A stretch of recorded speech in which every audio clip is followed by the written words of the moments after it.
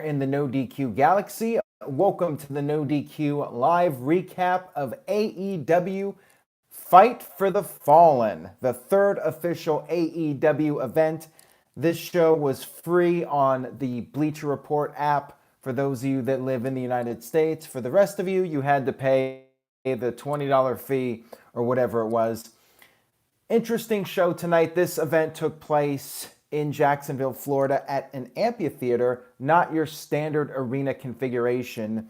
And I liked it. I did like the fact that it was a unique venue. It had a different feel to it, which I'd like to see more often because with WWE, it's the same thing, same building, same look. I like the fact that we did this in an amphitheater with AEW. And I hope they'll do more shows like this in the future in these types of buildings. It just had a different feel to it. And different is a good thing. Michael Johnson with the $2 super chat says, WWE wishes they could put on a show this amazing. I did not see the Evolve show, by the way, just so you guys know. I will hopefully check it out when I get the chance. This is strictly about AEW, so let's go ahead and get started. By the way, Darren Frazier is the current reigning and defending NoDQ super chat champion. Just a reminder, the championship is on the line, and I would like to thank you guys for tuning in very late. It is past midnight now on the East Coast. So let's go ahead and get started. The first buy-in match, and I feel they should just call it the pre-show. Like, why are they still calling it the buy-in when the title of the show is not casino-themed anymore? That I'm not understanding, but whatever. We had Sonny Kiss versus Peter Avalon, a.k.a. The Librarian. The Librarian cut a promo before the match, and this was a lot better than what they did at the last show. They just came out there, he did a heel promo, asked the fans to be quiet. He said he had something important to say. Then we had Sonny Kiss interrupt him. He had this entrance with a bunch of cheerleaders, had the Jacksonville theme going. Not a whole lot to say about it. We had some outside interference from Leva Bates, and Sonny Kiss picked up the victory. Pretty standard stuff for your kickoff or your buy-in, whatever you want to call it. Next up, we had the second kickoff match. It was a women's tag team match, and I may butcher the pronunciation here. We had Britt Baker, Dr. Britt Baker, and Riho against Shoko Nakagawa and Bae Presley, I think. Again, I apologize if I butchered the names here. Before we had this match, though, we had a promo from Cody and Dustin Rhodes talking about their match. Cody brought up how he was attacked by Shawn Spears at Fyter Fest, got the staples in the back of his head from the steel chair. Cody said that if he was not 100%, he would not be there for the match. He was ready to go. We had the match. Again, pretty standard stuff here. There was a significant production glitch, though.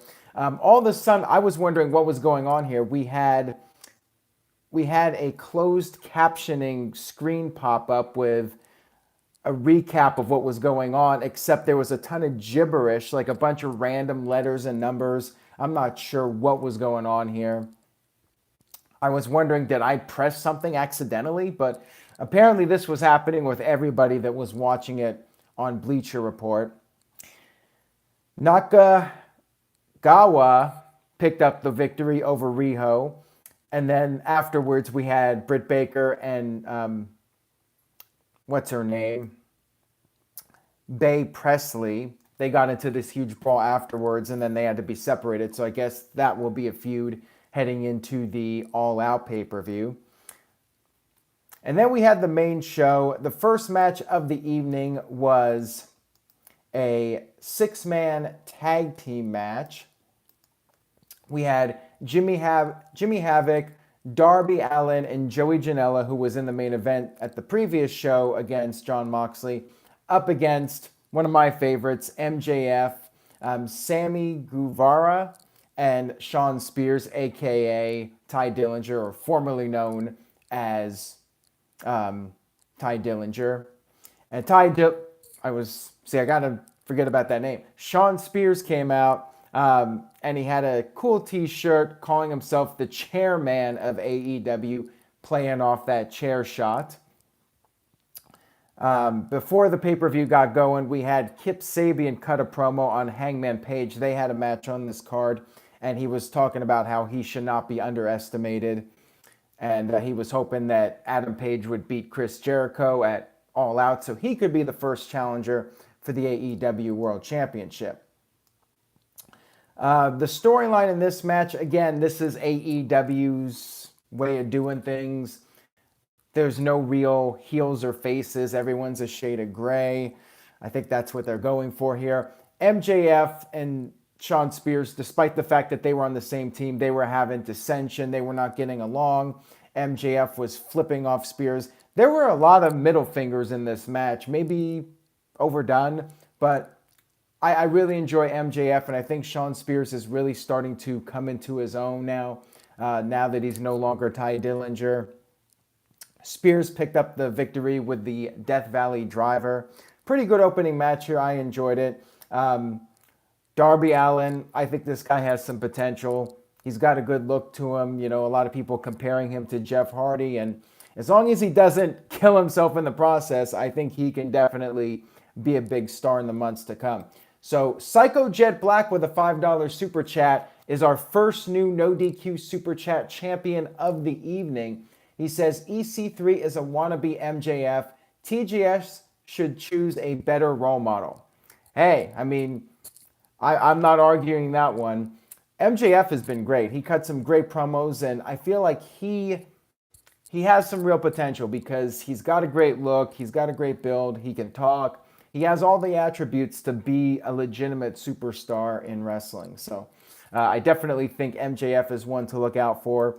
I think Darby Allin is definitely another one to look out for. And Shawn Spears, we'll see what he can do. You know, he's definitely feeling motivated coming off of WWE. And Emad says, shout out from Kuwait. Well, thank you very much for tuning in from your part of the world. OG Crusher says MJF is a ripoff of 2010-2011 Miz. Well, I mean, I definitely saw those comparisons from people, and I could definitely see it too. But I think he's really coming into his own. And keep in mind, the guy's very young. He's got his whole career ahead of him. And if he's anything like The Miz, he'll just keep getting better as time goes on. So next up, we had Brandy Rose versus Allie, and they showed several people in the crowd. Private Party was in the crowd, a bunch of celebrities. There was a football player in the crowd. We had a video package for this, and Brandy was basically teary-eyed. She's saying she needs to prove herself. You know, she really wants to be able to emerge victorious here and overcome the demons in her head. I was really confused here because at the Double or Nothing pay-per-view, she was a heel, right? For that Cody versus Dustin match. Then for this video promo, she was a face. And then for this match, she was back to being a heel again. Again, it's AEW doing the whole shades of gray thing. You cheer for whoever you want. You boo for who you want. I don't know if this is going to work. Like, I wasn't feeling this personally. I was confused more than anything else. And I don't think that's good for casual viewers that are trying to figure out what's going on. I don't know if it's going to work. It may work for the hardcore fans that just want to see guys doing moves. But if you want storytelling, I think you need to have a clearer definition of who's the good guy, who's the villain, and don't change it every week. There's a reason Big Show did not get over, because Big Show was going back and forth between a heel and face so many times, people just stopped caring. And I think if you do that here, and again, Brandy's doing like this Stephanie McMahon character, and at the end of the show, not to spoil the end, but Brandy came back out at the end, and she's part of this, big charity thing they're doing, for the victims of gun violence. And I'm like, well, earlier on the show, she's a heel, and now you have her coming out there, and we're supposed to like her again? Like, I don't know. I'm not really a fan of this, and they may make it work, but right now, I'm not sure I'm really feeling it. Match itself I thought was okay, but Brandy just doesn't have the skills of the other women in the company. Like she was just a bit slower, a bit sloppier, and I feel like she's in that spot because she's married to Cody. I mean that's how I see it. Like I don't think she should be in there doing matches, but that's just my opinion. And her doing the Stephanie McMahon gimmick, I don't know. I'm not sure this is really necessary. So, anyways, Awesome Kong was out there in Brandy's corner, and Allie was pretty dumb. Like, she was just getting distracted by Awesome Kong's mere presence. And, WWE does the same thing. I call out WWE on it, so I'm going to call out AEW on it too. Like, why do you make your baby faces so stupid? She just got distracted by Kong standing there. Like, Kong didn't even do anything at first, and she got distracted. And then later, Kong was pulling her foot, so, you know, that that is understandable, but just being distracted by Kong standing there, like, how am I supposed to get behind this person when they can be so stupid and get distracted that easily? Like the baby faces, again, they're shades of gray, right? But I mean, typically somebody you want to root for is somebody who's clever and isn't going to be fooled that easily. Just my take on it. And then Kong distracted the referee, and Brandy was tapping out. Brandy raked the eyes of Allie and then pinned her with a spear, which I'm not even sure if it was a spear. It looked more like a bum rush or like a watered down Braun Strowman bum rush or something like that.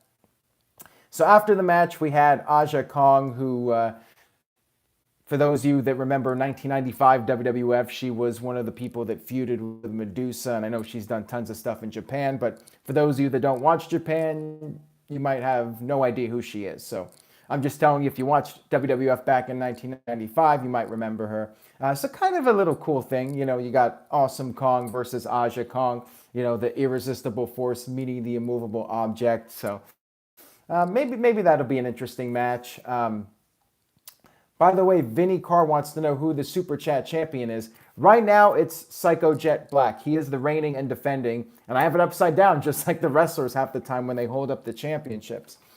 He's the current champion, so we'll see how long he can hold on to it during this stream. So moving on here, we had a triple threat tag team match, which was one of my favorites of the evening. We had the Dark Order versus Angelico and Jack Evans versus Jungle Boy and Luchasaurus. So I really want to praise Luchasaurus. Like, I think this guy, after 3 AEW shows, I think this guy has the most potential to be a major star. Like, I like everything about him. I like his look. I think it's very unique. I love the mask. He's tall. He's very athletic. Like, this guy has a lot of attributes. And to me, like, if I was running a wrestling company, like, I would push this guy to the top. Like, action figures, video games, like, I could see this guy being very popular with kids and being popular with everybody, quite frankly. So Luchasaurus is another guy I think you need to watch. I think he's one of the rising stars of the company. Jungle Boy, too, for that matter. Like, I don't think he's going to be at that level because of his size, but I could definitely see him being a regular if they do like some kind of lightweight division or cruiserweight division, or I don't know if they're going to do that or not, but I think Jungle Boy is another guy to look out for. And quite frankly, Angelico and Jack Evans, great tag team. Jack Evans, I used to watch back in PWG 2004, 2005. That guy can really go. Dark Order, not sold on them yet. So, of course, they're the guys that win the match, right? I'm not feeling them. They don't really stand out to me. It just seems like, throwing a bunch of guys into a faction, and, I don't really see any marketability in them yet. So, yeah, not sold on Dark Order yet. Fun match, though. Lots of cool moments. And I would definitely recommend checking it out, but I'm not sure how I feel about Dark Order winning. I guess they need it though. You gotta build up these guys, and the other teams can afford a loss, I suppose. But I don't know.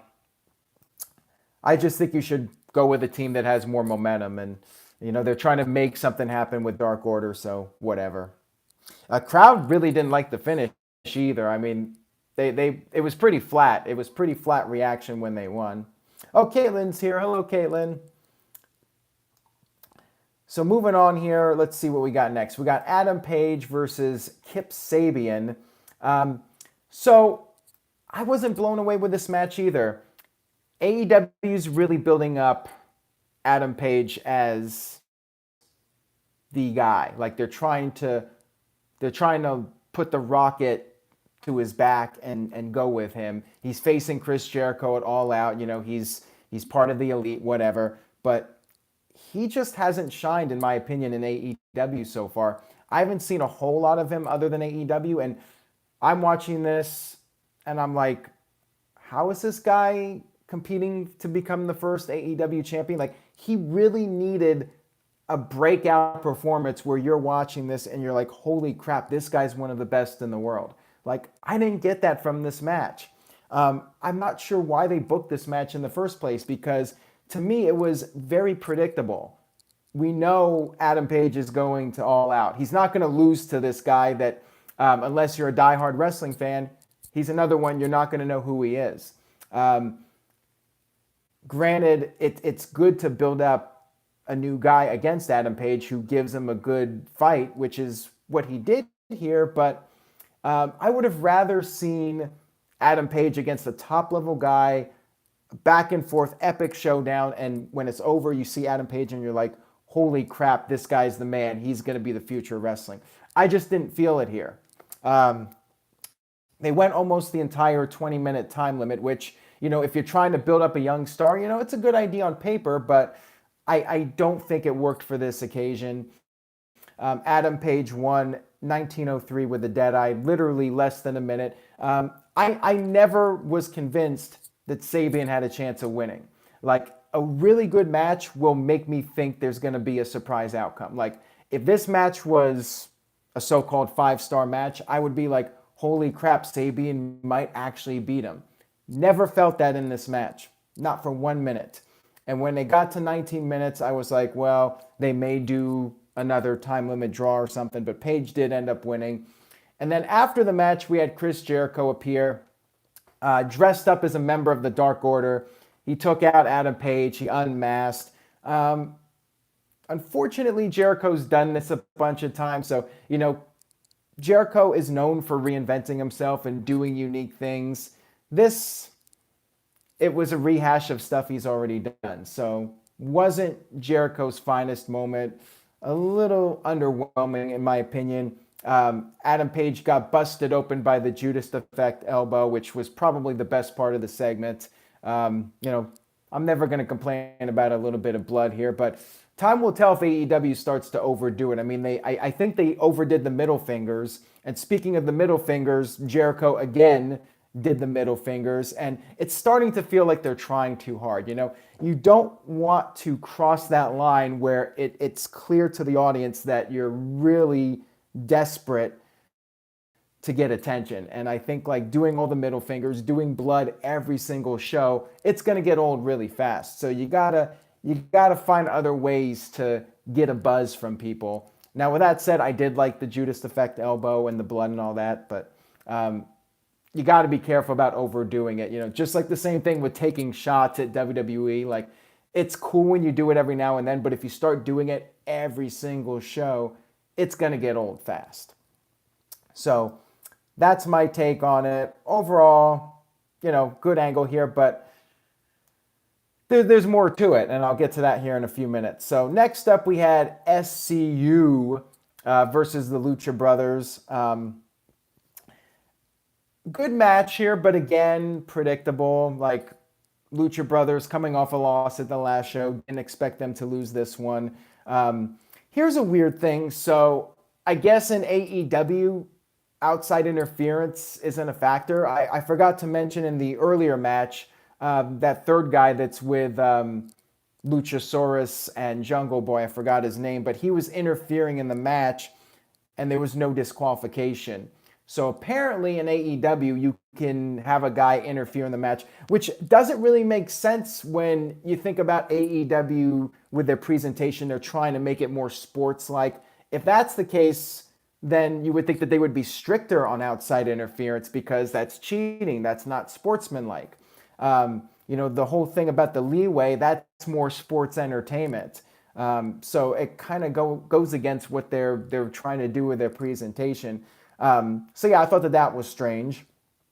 And then in this match, we got it again. Daniels was interfering blatantly in front of the referee, and the referee just kicked him out. So that was that. Lucha Brothers picked up the win. Pretty good match, but not a blow-away great match or anything. Marco Stunt is the name of the third guy that was with Luchasaurus and Jungle Boy, by the way. Daniels came back after the match. There was a ladder, and then Lucha Brothers got the upper hand, and they cut this promo. They climbed up the ladder, and they challenged the Young Bucks to a ladder match at All Out, which of course should be absolutely insane. Their match at Double or Nothing was crazy, and when you add a ladder to the mix, if you've seen any Young Bucks ladder match, you know it's going to be insane. So that should be fun. Definitely a fun match for the All Out pay-per-view. Next up, we had Kenny Omega versus John Cena. And he's actually not called John. I just like to call him John Cena. This was a good match. I mean, not the best Kenny Omega match I've ever seen, but it was really solid. I feel like they're maybe overdoing their signature moves, and even Jim Ross was getting cranky. And I have to say this, Jim Ross felt a little off on this show. He seemed tired and not overly energetic, which, I mean, at his age, it's understandable, but he just felt like he was a step off. Alex Marvez sounded very bored during most of the show. And then I'm not sure if it was Excalibur, one of those guys, every time somebody kicks out, they're like, 1, 2, no! And that was getting annoying to me. It was getting repetitive, and I found it to be a little obnoxious, quite frankly. But yeah, I think in one of the matches, it might have been the Lucha Brothers match, JR was complaining about the same move being done over and over again. I forgot what it was, but JR was he was just saying, how many more of these moves can these guys take? They keep doing the same move. How much more of it can they take?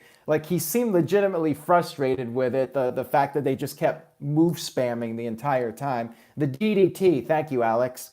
So in this match, Cena kept doing his double knee that he does to your chest, the Meteora, I think that's what it's called.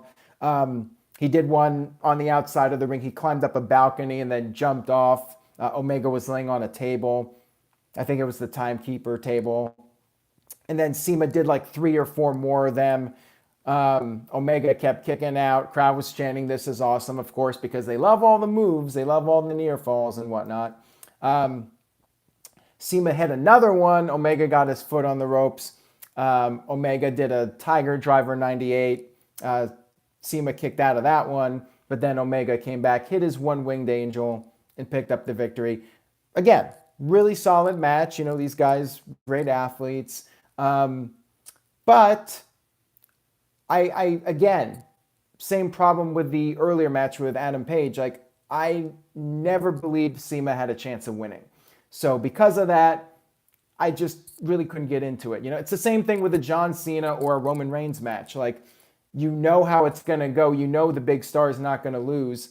And at least for me personally, it's hard for me to get emotionally invested when I feel like the outcome is really obvious. And I mean, there really is no other outcome. I mean, Omega should obviously be winning. He's fighting Jon Moxley at All Out, so there's no reason for him to lose.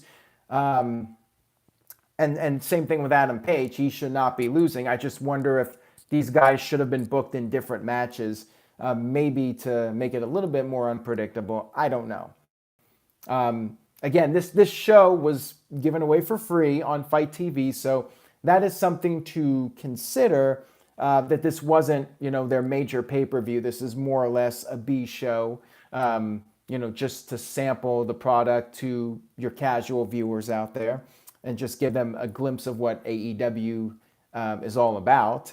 So I get it. You don't want to do these blowout matches, but this was fine. I mean, not a knock on the guys. I wasn't as invested in it as some of the people on the internet. I'll just say that. Next up, we had the Chris Jericho live mic segment, which by this point, the pay-per-view was going pretty long. I was thinking to myself, okay, Jericho did his thing. Now, they were hyping up a live mic segment, but I was almost like, well, he did his thing. That's fine. If he doesn't cut a promo, I'm okay with that. I was starting to get tired. Like, this show was definitely going on a bit long. And it was an interesting crowd reaction, too. Like, I felt like the crowd was hot for a lot of parts of the show, but then they were quiet. Now, Jim Ross kept bringing up the heat. Like, he was saying it was 85 degrees, very humid. So I can understand that maybe creating some fatigue. But for me watching at home, I just felt like this show's going on a little bit long here. Starting to feel like a WWE pay-per-view, just going on longer than it needs to. Like 3 hours tops, including a pre-show. That's why I love the NXT shows so much. It's not just that the NXT matches are great, but also they're like 2.5 hours. It's like a perfect amount of time for a wrestling show. I love the 2.5 hour NXT shows. Perfect length, not too long, but you feel satisfied. You get some good wrestling, some great wrestling, and it moves at a fast pace, and you're not feeling just totally drained and exhausted when it's over. So I think that's a big part of NXT's success. They keep it simple. They go out there, they do their 5 matches, 2.5 hours, perfect. This show was starting to drag. Jericho came out, and he was trying so hard to get the people to boo him. He's saying he wants a thank you, but it doesn't matter coming from the fans in Jackoffville. Jericho said he'll eventually get his thank yous by beating everybody in AEW. And then he talked about how if he loses to Adam Page, it's the beginning of the end for AEW. And Jericho said it'll be the beginning of the end for his career. So he has to beat the Hangman. He has to beat the Hangman. He said that he's going to prove that Page is nothing but a little bitch. This led to Page coming down, attacking Jericho, and they pulled a move from the WWE playbook. They did a pull-apart brawl. Oh, you guys know I love these pull-apart brawl segments. Not really, just because they're so overdone. And what was funny about this is, this is the easiest segment in the world to get a reaction from the fans.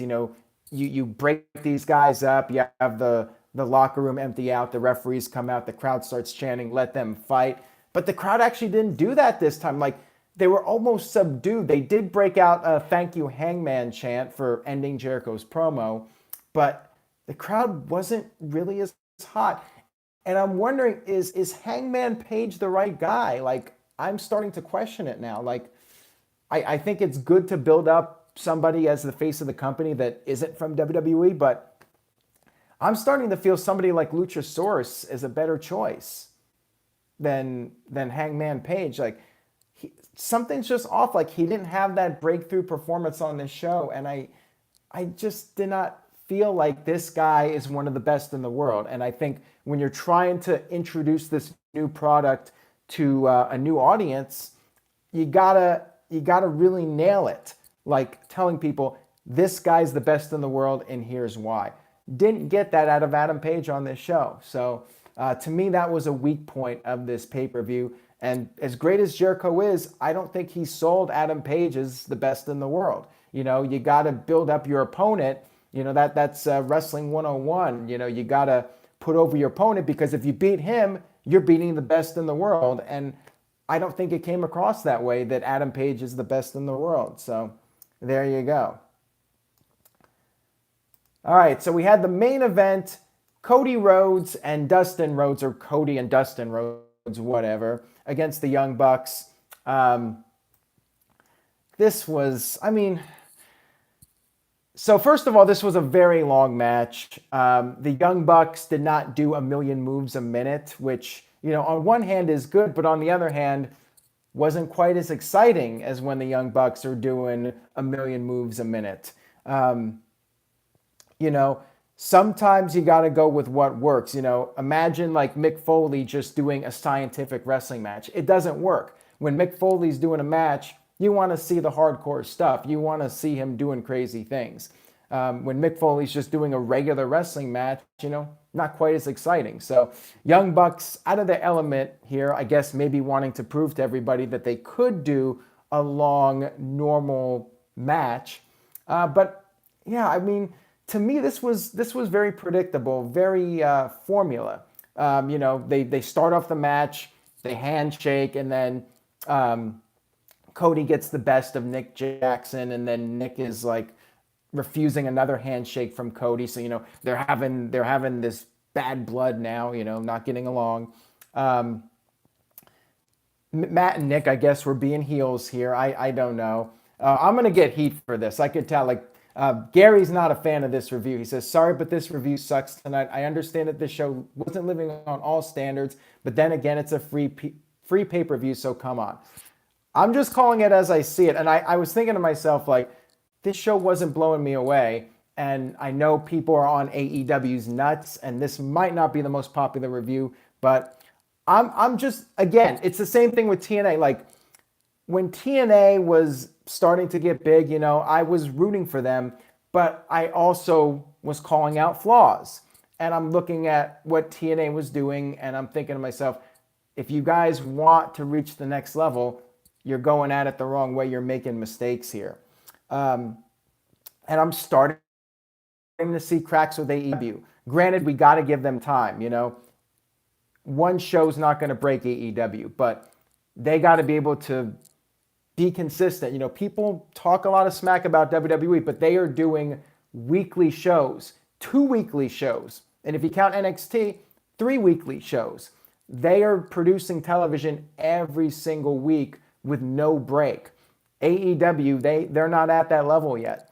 So the question is, once they get going with that, can they produce quality television on a weekly basis? So I don't know. Again, I'm seeing possible cracks here, like this whole heel and face thing, blurring the lines with that. I don't know. Going back and forth every single match. Beginning of the match, somebody's a babyface, then they're a heel. So Matt and Nick, I guess, were heels in this match. They were mocking Cody and Dustin, doing their hug. They made a bunch of references to be in the Elite, which I don't watch. And again, you're trying to build an audience. You're trying to gain new fans. You have to do a better job of explaining the characters and not just assuming that everybody watches being the Elite. If you're trying to grow your audience, if you're trying to just keep your diehard fans that are already watching, then that's fine. But if you're trying to grow your brand and get on TNT and get potentially millions of people watching your show, then you have to explain these storylines better. Just my take on it. And you gotta have characters that are more clearly defined, because I feel like I don't know what to make of like most of these characters on this show up to this point. And this is somebody who's doing this for a living. Imagine a random person tuning in. If I'm confused, imagine how they're going to be. And are they really going to get invested? I mean, I feel like that's a valid question here. So anyways, Young Bucks did like tons of double team moves, dueling sharpshooters, dueling figure 4 leg locks. Cody and Dustin were doing the Rhodes uppercut, and then Young Bucks were doing it. Rhodes brothers were doing the super kicks. Crowd was into it, but at the same time felt like they were getting tired. Announcers felt like they were getting tired. Young Bucks eventually pinned Cody with the Meltzer driver. And then after the match, everybody turns babyface again. Young Bucks cut a promo. They said the insults were all in the spirit of competition. I'm just not a fan of this concept where they have this bad blood, they have the match, and then after the match, everybody respects each other. And again, I call out WWE when they do it, when they have Triple H and Undertaker do a match and then afterwards they hug and, they're friends again and everybody has respect for each other after doing this whole thing where they're talking about, oh, I have no respect for you. And then afterwards, I have respect for you until the next match. Then we're not going to have respect for each other. And then after the match, we're going to have respect again. Like, it's just, they do this all the time. And it's fine when you're doing it on the independent scene, when you're going from city to city. But when you're trying to build a brand here and you're doing this, like, it's just breaking the fourth wall here. And not in a way that's going to make me invested in future storylines. So Young Bucks talked about how the Rhodes brothers, of course, best tag team they've ever faced, yada, yada, yada, saying we respect you now. We didn't respect you before, but now we respect you. Then we had a bunch of people come out, Kenny Omega, Brandy Rhodes, Shad Kong, the father of Tony Kong, came out with a check of $150,000 for the victims of gun violence. This was fine. It's a charity show. Again, if you look at it from that perspective, it's a free show. It was a charity show. It's fine. That's okay. I'm not going to get too salty about it. Kenny Omega came out, and I think they thought they were off the air. Like, it got really weird at the end because I think it was Matt Jackson, might have been Nick, but one of them was cutting this promo, praising the Rhodes brothers, and all of a sudden Kenny's music hit. Kenny came out. Excuse me, losing my voice here. Kenny Omega talked about how they were presenting a unique brand of wrestling, and they were also contributing to the community. So yeah, he was praising the fans, thanked everyone for coming out in the humidity, did his little close, and that was the end of the show, I guess. Unofficial end. I guess I'm not sure when the official end was because they felt like they were off the air. I'm not even sure. So that was Fight for the Fallen. We got All Out coming out, which should be a hell of a show. But this show didn't really blow me away. I'm going to give it a B-, which might sound better than what it sounded like with my review, but I did enjoy the show overall. Felt it was too long. I'm not really sold on the characters as Shades of Grey. Announcing wasn't as good as the other shows. I mean, I definitely feel it was the weakest of the AEW shows, and that also includes All In.